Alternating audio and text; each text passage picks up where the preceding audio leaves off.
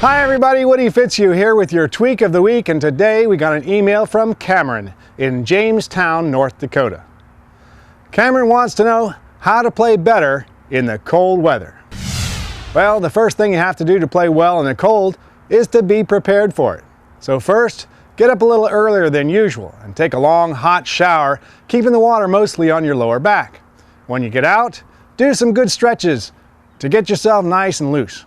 And next, put on some long johns. These are really good for keeping your body heat in, and they don't restrict your swing at all, so they're always a good choice.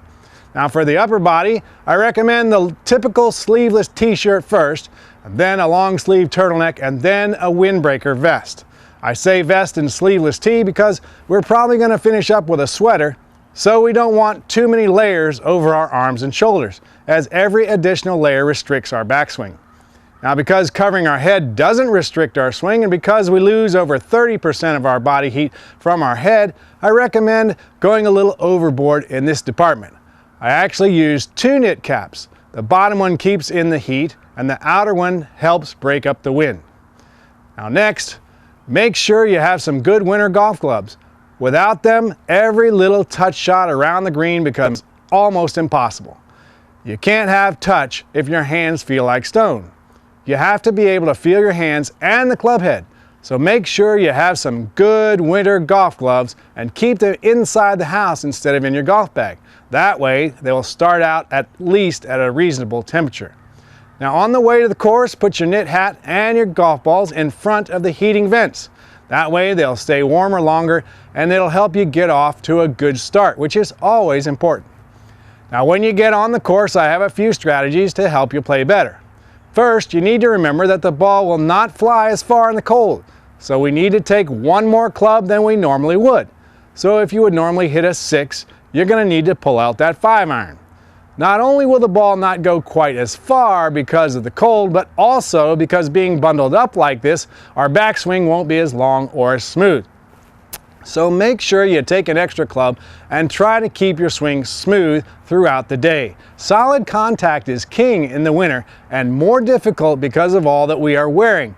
So leave the ego at home. You're not going to set any driving records in the cold, so settle for good solid shots with a smooth swing.